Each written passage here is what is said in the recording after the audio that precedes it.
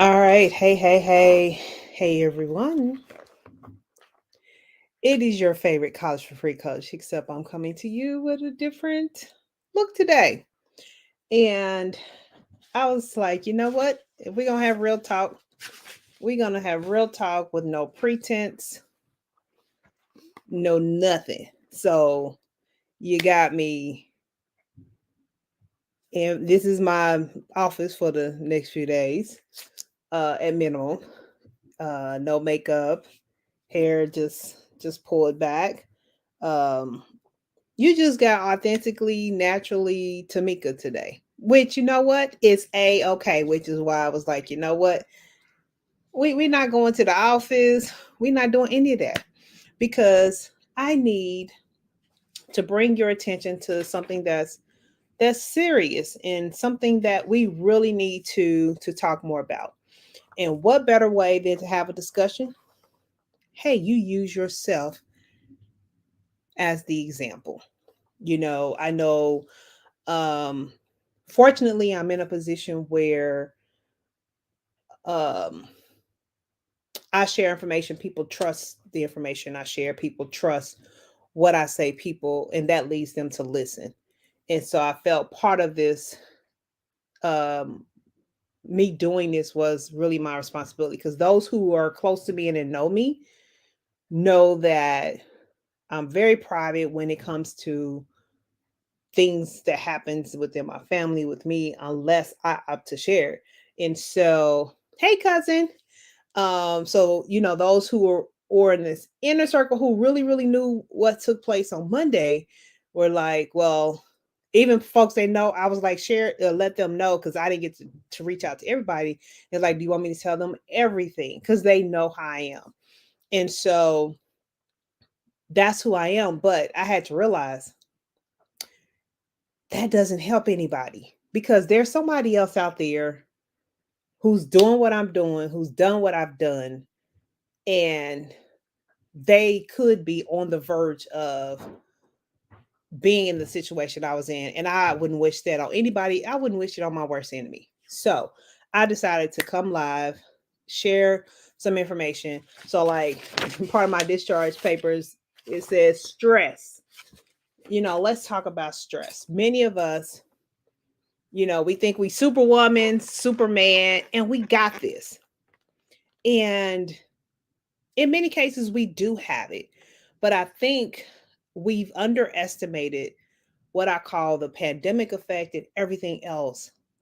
Life is, I mean, it's getting real, real.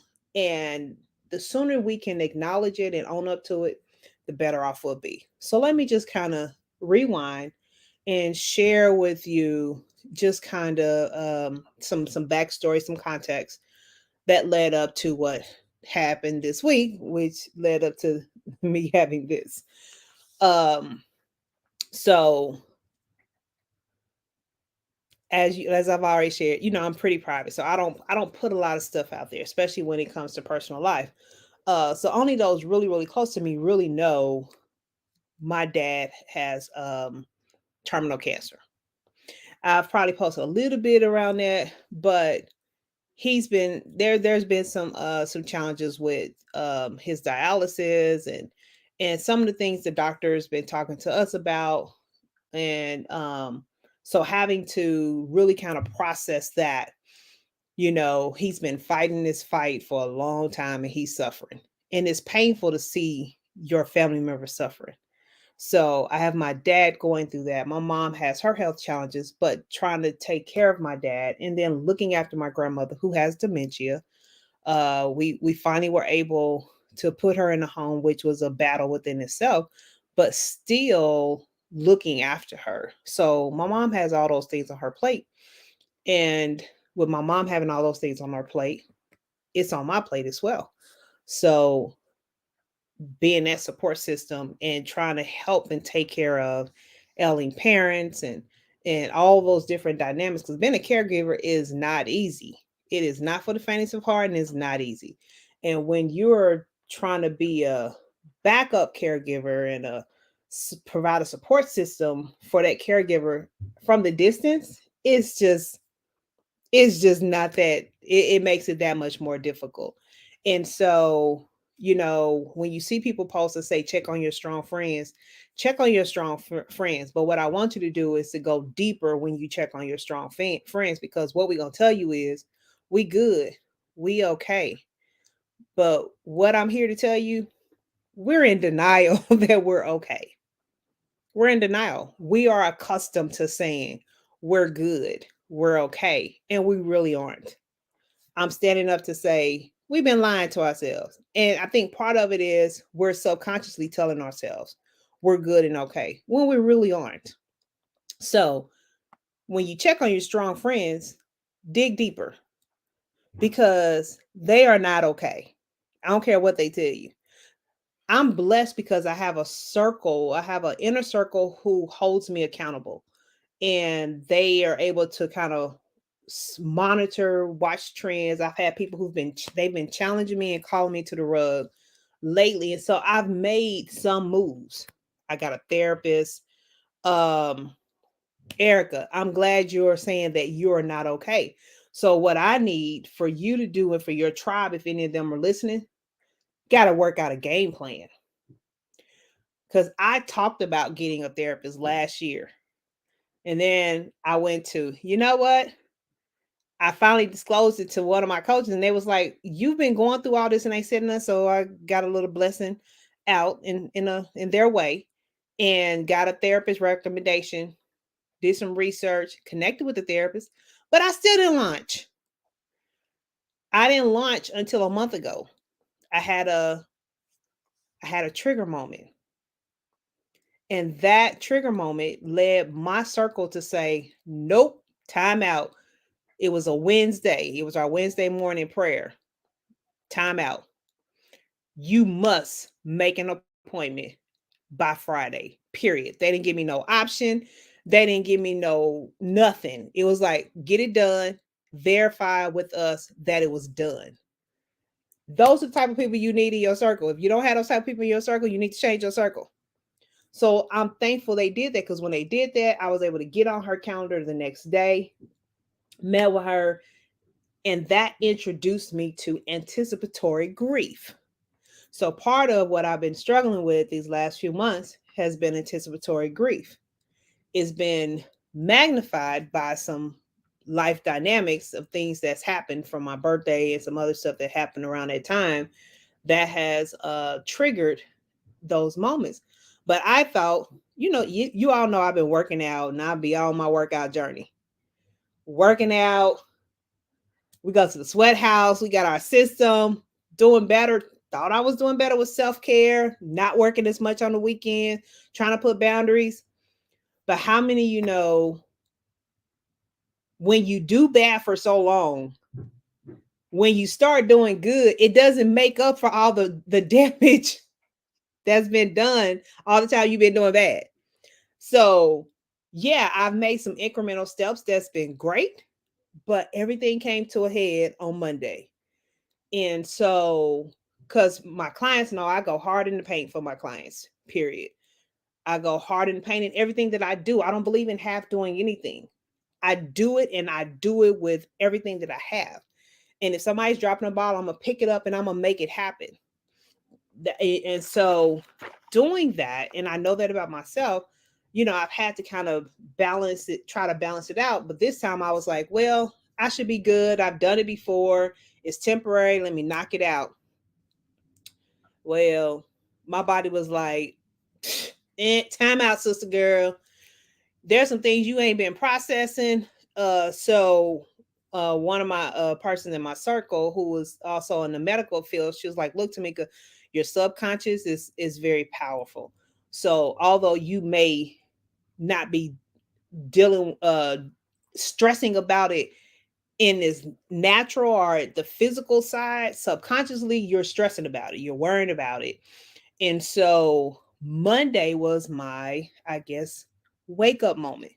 Now, I'm not going to apologize for this, but I am about to put this disclaimer out there. Let me tell y'all something. If you're offended about me talking about Jesus, you need to go ahead and disconnect right now, because um one thing I ain't ashamed of, people know I ain't ashamed about my faith. I don't impose it on anybody, but I ain't ashamed about it. So Monday was a stressful day, like most of a lot of my days are stressful, busy day. Had worked, I think was in my office about 7:30, 8 o'clock or so. Hadn't really eaten like I should have. My body hadn't had the proper nourishment that day, so I can admit that. Um, we got some bad neighborhood kids. I let them have it because they broke my fence and I went off. So I think it was just a culmination of a lot of things that built up at that moment. And I went off on those kids, told the little boy go get his parents. It was just one of those days. Well, I wanted to, I was like, I knew I needed to just kind of to come down. So I did my Bible lab. I had just started doing this meditation sleep app.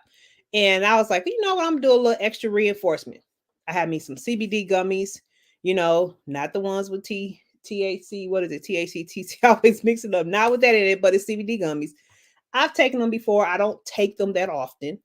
Um, so I decided I wanted to really have a good rest. So I took two.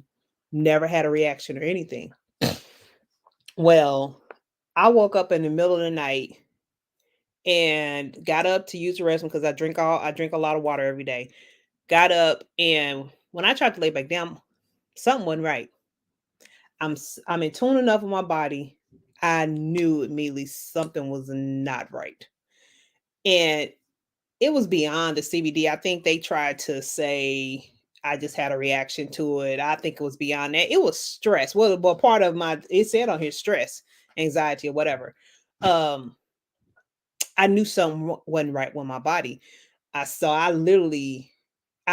up, and that is what got his attention because he was like, okay, something ain't right, something's wrong. I'm like, something's wrong, you need to call the ambulance. I knew my body well enough that something wasn't right.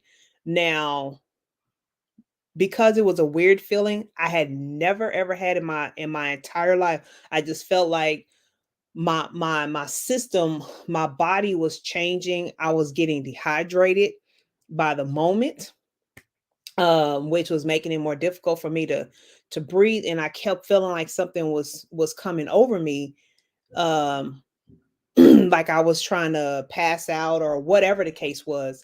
I just knew in my mind I was not allowing myself to pass out. So I did what I know. I sat here, I called on Jesus the entire time. I kept calling his name. I started professing Psalms 91. I started declaring his word, period. And I started moving. I don't know what it was, the engineering side of me or something I've learned over the years. Um, I would not stop moving. So I just kept moving my feet on while I was sitting on the edge of the bed to keep my body going so I wouldn't pass out. And I kept calling on Jesus. All I could say was that's what the Lord led me to do. I just kept doing it. It took the ambulance forever to get here. That's a whole nother conversation. But at the same time, and you're right, that's why I kept calling his name to shift the atmosphere. At the same time, I was lucid enough to still advocate for myself. Cause like when we got they asked me if I wanted to go to the hospital. I'm like, yeah, we going to the hospital because I don't know what's wrong. I know something is wrong, and I'm not gonna sit here. Because I'm thinking you're gonna take me to the hospital. I knew my pressure was up. I don't have high blood pressure, but I knew something wasn't right when they was doing my readings. And y'all asking me, do I want care? I was like, is that what they do? I've never called an ambulance before, y'all. So this was new for me. I'm thinking they will take you if something isn't right. So I told them no, yeah, I do want to go get in an ambulance and all this stuff. I had to correct the lady because she said, well, she ingested cannabis. I said, oh, no, no, no, ma'am, let me tell you something. So those who know me laughed. It was like, girl, if you ain't always trying to control the situation. So give y'all a little laughter and all this at that moment because I couldn't really breathe. I was like, I'm dehydrated. I need something to drink. They wouldn't give me nothing to drink because they couldn't give me anything. And then she later told me your pressure was too high to give you something to drink. That would have made it worse. Um, but I was lucid enough and well enough in the middle of calling on Jesus to say, honey, let me tell you something. If you're gonna tell the story right. It was not cannabis. I do not take drugs. It was not cannabis. It was CBD gummies. So be clear about what you're telling them. because I don't need anybody to think that y'all came to this person of color's home, because I need y'all to understand that I have value. So I need to make sure I get proper care, and I am not a druggie. So get it get it corrected. I know the ambulance lady was like, Lord have mercy. We do have somebody special on our hand, because she didn't understand the it was a black young girl and a white young girl, and not to throw anything around race, but the black girl, she was able to resonate. She knew she was like, all right, yep, call on them, call on them. She understood. The white girl, I don't think she knew Jesus. So I'm praying that that moment drove her to Jesus, because she was the one in the back with me. And she was like, I just need you to focus on your breathing. I need you to get your breathing. That's all they kept saying. I need you to breathe slowly. I need you to breathe, because if I don't get your numbers down, we're going to have to turn the ambulance, the sirens on. And I was like, I am focused on my breathing, but I'm still going to call on Jesus. You ain't about to get me to stop calling on Jesus. So you might as well just let that be. I kept calling on Jesus while doing slow breaths in the middle of all of that. And I remember her saying, okay, something must be wrong with this machine, because according to these numbers, you're supposed to be passed out and you're not passed out. I knew it wasn't nothing but Jesus. And that was the other reason why I kept calling on him, because I felt like stress was being used as the catalyst to take me up out of here. I don't know how to describe it. It was like waves of pressure or something that was coming over my body. And every time it got strong, I felt like it was my body would go numb, it would start tingling, and it would be like overwhelming to where it was trying to get me to pass out. And I was like, I am not passing out. I will live. I will not die. I got stronger in my word. I said, I don't know what it is, but I feel like I'm under attack, and this is not my time. I am not going like this. Mom got enough to worry about on her plate. This is not happening today. And I spoke with that level of fervent faith. And I don't know, if I hope this is helping somebody. We got to advocate for ourselves. We got to know our bodies well enough, but we got to find the balance to make sure we are taking care of ourselves. We have to stop denying and lying to ourselves and saying that we're okay, because we ain't. Period. We got to quit camouflaging it, and we have to allow people to help us, but we also got to know when to step back. Some things we can't control, but there are some things we have to, because part of the word that's been coming and he's been sending different people is, I have to learn to let it go. I can't I can't keep stressing about my parents. Although I may be saying I'm not stressing about it, but I'm subconsciously stressing about it. Like now, really been doing breathing exercises all day, because I'm trying not to stress about my mother. Because I told her, I was like, no, I need you to go to the hospital and find out what's going on. So I just gave that to Jesus. And I'm praying that he's working that out. And she gonna be okay. And then my brother, somebody was able to pick my dad up from dialysis, and he's gonna be okay. I can't keep stressing about that. And so that's what I'm working on right now. I have to relinquish it to God and let him handle it. But I kept calling on Jesus, and I believe that's why I'm still here, because I kept fighting. And they in the hospital, they were full. They didn't have no beds ready. So I had to sit in the lobby. And as those moments were coming, because those moments didn't stop. And they kept getting, I mean, there were times where it got like real, real intense, where I thought I was gonna pass out in that lobby floor. And I was like, oh, the devil is a lie. I pulled my phone out. It was a few hours before I sent it to people I know who know how to pray. I sent text messages real quick, copy and paste. I need y'all to pray. I'm in the hospital. Here's his number. Call him for updates. I needed that extra covering, because it felt like it was coming for me, and it was coming with a vengeance. I pulled out my phone. I put some Jacqueline Carr on. I put some Tasha Cobb, and I started worshiping him in the middle of all of that. I didn't care who was looking, who was watching. I knew it was spiritual, because all I know was it was like I was in a trance, where I went into this moment of of just speaking in tongues. I don't speak in tongues fluidly like that. It's been something I've been praying on. God took over that whole situation. Spoken many case, it was like it was getting real intense and real intense, and I just went deeper into the spiritual realm. That's the only way I can describe it. I went deeper in because I like you coming for me, but let me tell you, sister girl's a fighter, and this is not my time. This is not my time. But you also have to understand, because I look at the totality of stuff, I look at things spiritually. There's a lot of things I'm doing. People don't even realize I'm involved in that I'm doing. The enemy don't like. He doesn't want me to do. He has he's looked into my future to see some of the things that's coming down. And because I give God the praise and I'm humble about what I do, it ain't nothing to do with me. He don't want me to finish this journey. But let me tell y'all something. Now, there's still work to do. There's still lives to be transformed, and um there's still impact to be made. So my three S's, I think I put in the description. We're talking about the three S's: success, significance, and stress. For me, the way I define success, the more families I can help, the more lives I can change. For me, that's success. That transforms into the significance, because my mission and my personal mission and goal for myself is to live a life of significance that makes a difference.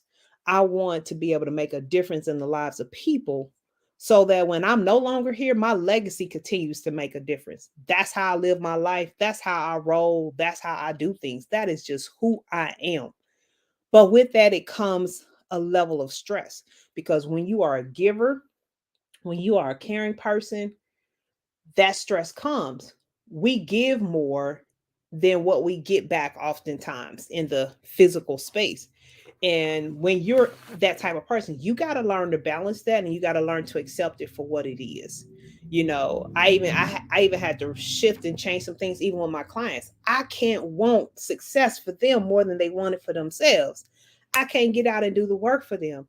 But it can be stressful in the process, because you're trying to help show them you need this, you should be doing this. I've it's been a process, it's been a journey, but I've had to turn around compassion fatigue. Okay, Yvonne, I'm gonna have to learn that term, because that's probably I've been doing that one for a while, and I'm learning to not do that anymore. But it's a struggle, because when you love what you do and you're passionate about what you do and you know what the outcome is on the other side, you try to push it. So all my fellow entrepreneurs, I don't, it don't even matter. Entrepreneurs, workers at work, look, don't let that job, don't let that business you've created to give you freedom, don't let it take you out of here. Don't let other family members take you out of here. Put those boundaries up.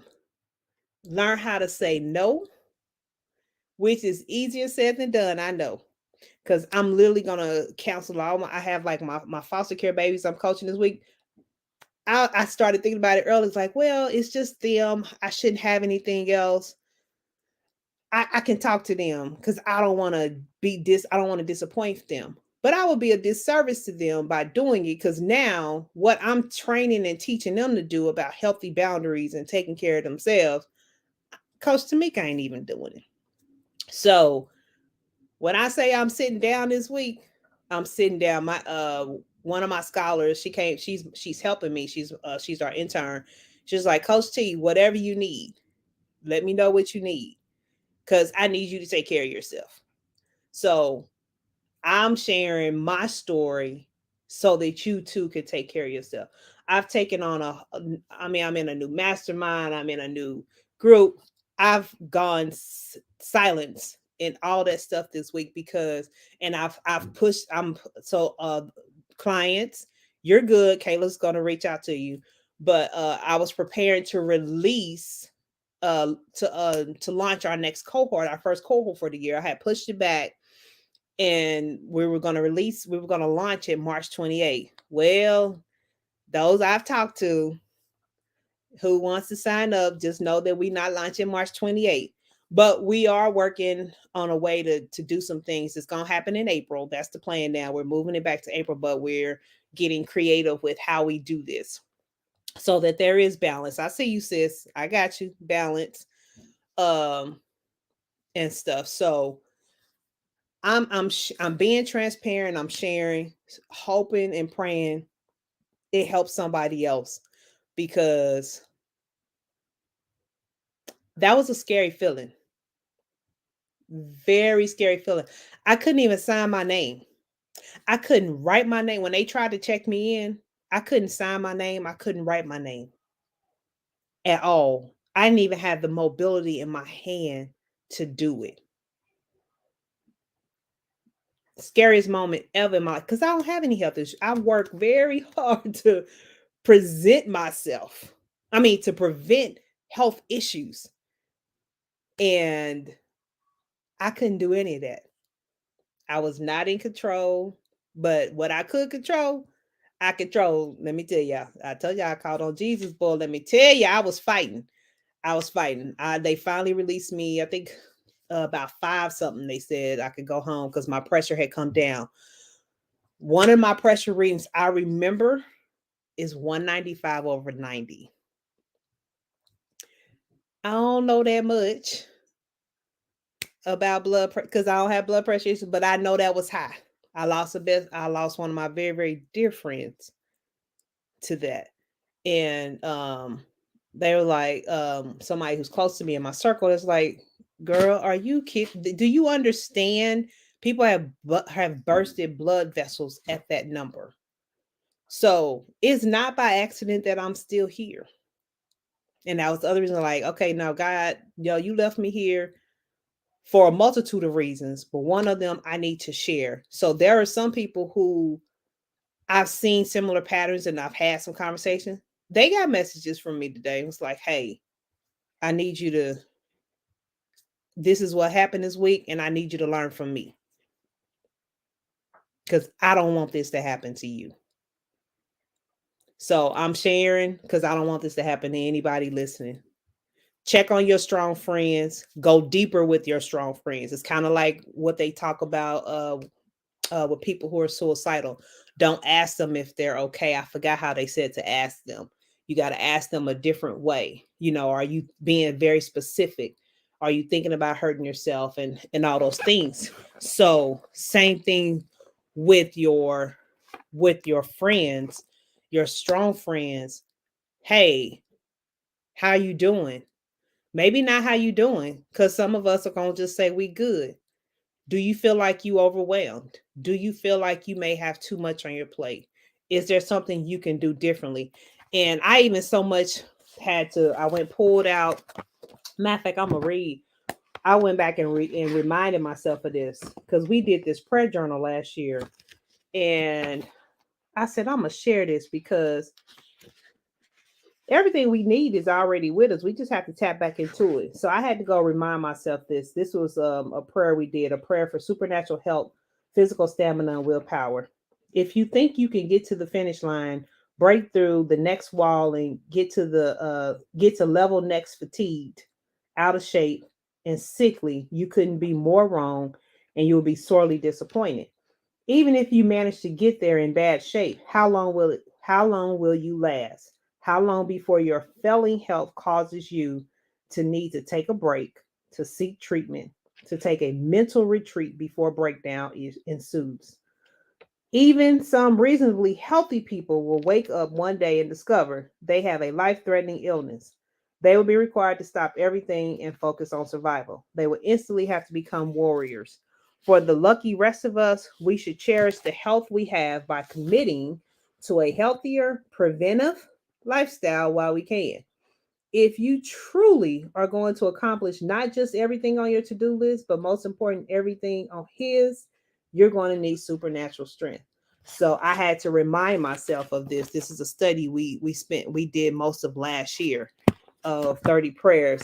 And then um just there were just some things in the prayer that I just had to remind myself of, supernaturally doubling the effectiveness of my sleep, make my power naps truly more powerful, cause me to see my body as a engine that needs refueling, and help me to have the willpower to fuel it properly, make me more conscious of how I treat myself and help me to take better care of this temple. Grant me rest and relaxation and recharge my battery before I allow myself to become depleted. So that was my reminder to myself today, because even the daily word, I had two people send it to me, dealt with health. And then, so yeah, I know my book came out. It did well. Thank you to those who support. But what you don't know about the book is the acronym reboot.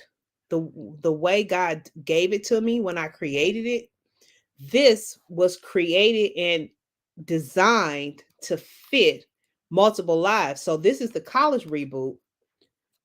My plan was, and it still may happen because God does, he does everything with purpose and on purpose.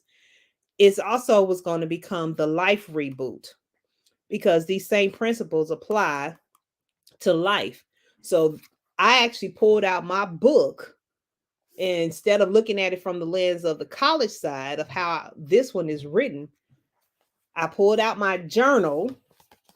I pulled out a fresh new journal and started working on it today, looking at rebooting, how I'm going to reboot my life, because right now it's time to stop.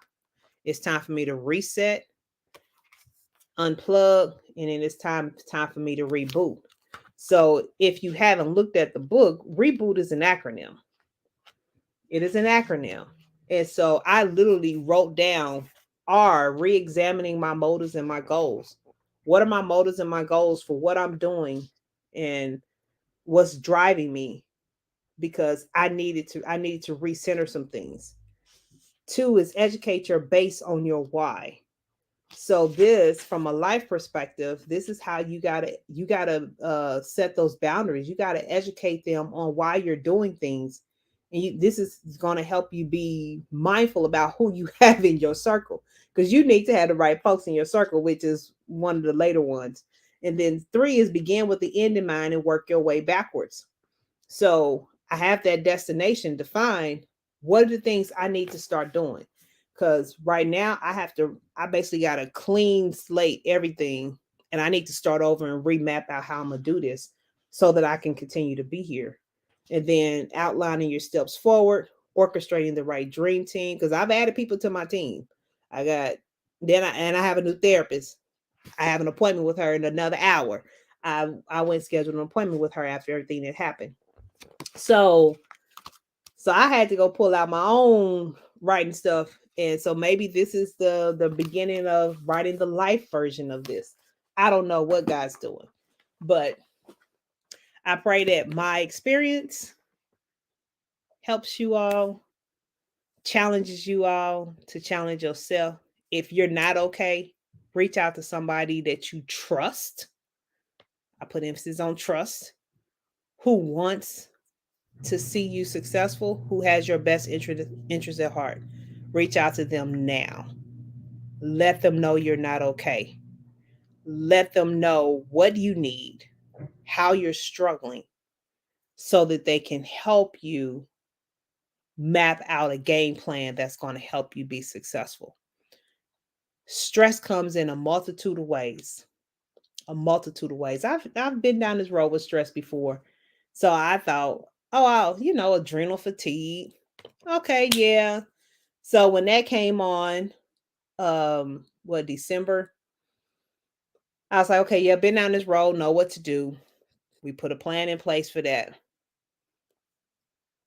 But I didn't make enough adjustments, because this brought me to this moment. So listen to your body, but know that you got to start early.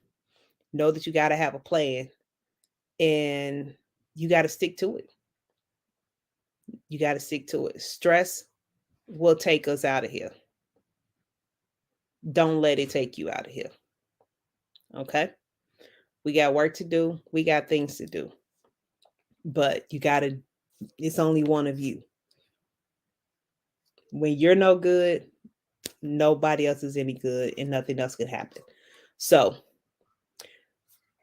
take care of yourself, eat right, eat well, I'm as I'm telling y'all stuff. I reminded myself: eat right, eat well. I eat right. Sometimes I just don't eat enough because I'll be busy and I realize, oh crap, I haven't eaten nothing, and that's what happened Monday too. So, eat right, eat well, move your body, exercise at least 3 times a week.